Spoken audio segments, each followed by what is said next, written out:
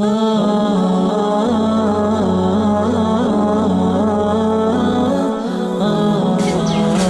নাম কি? তোর নাম কি?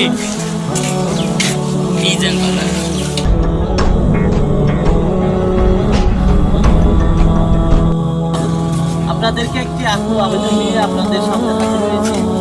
যিনি এখানে শয্যায় আছেন, তিনি একজন অসহায়, তার কোনো পরিচয় আমরা পাচ্ছি না। তিনি রেল লাইনের পাশে দীর্ঘদিন আজকে 4-5 দিন এভাবে পরিত্যক্ত অবস্থায় পড়ে আছে। আমরা চাচ্ছি ওনার পরিবার, ওনার পরিচিত যদি কেউ থেকে থাকে তাহলে আমাদের ভিডিও দেখে ওনাকে নেওয়ার জন্য এগিয়ে আসুক, যাতে উনি ওনার পরিবারকে পায় এবং সুচিকিৎসা পায়। উনি চিকিৎসার অভাবে এবং খাওয়া দাওয়ার অভাবে এভাবে মুমূর্ষু অবস্থায় এখানে ডাক্তার পাশে পড়ে আছে।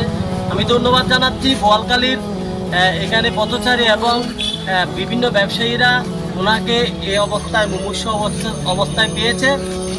মুমূর্ষু অবস্থায় পাওয়ার পর ওনাকে লুঙ্গি এবং কাপড় দিয়ে পরিষ্কার পরিচ্ছন্ন করে এইভাবে পথের পাশে মিনিমাম 10 দিন 4-5 দিন ধরে হাঁটা চলা করি। হাঁটা চলা করানোর পরতেই আচ্ছা 4-5 দিন ধরে বার হাঁটা চলা করি না পারে ট্যাঙতই বিভিন্ন ফোকায় আক্রমণ করি, ট্যাঙেতে ইনফেকশন হয়ে ওর বিভিন্ন পুরুষঙ্গ হইতে লই তোমার ফুলি দেবে, মানে হানাডিবের মতন অবস্থা নেই আর।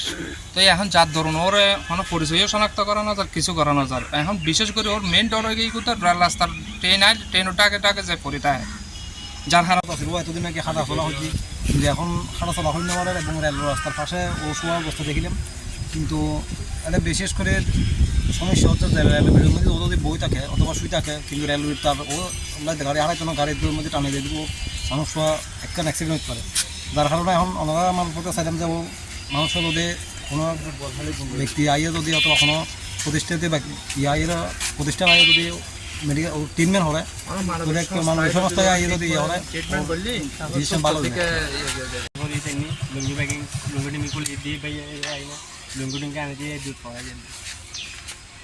বেশি শেয়ার করে জানিয়ে দিন সবাইকে, ওনার যাতে আত্মীয় স্বজনরা এসে ওনার খোঁজ খবর নিতে পারে। সবার প্রতি আকুল আবেদন, যারা ওনাকে চিনে থাকেন ওনাকে ওনার পরিবারের কাছে পাওয়ার জন্য সহযোগিতা করুন।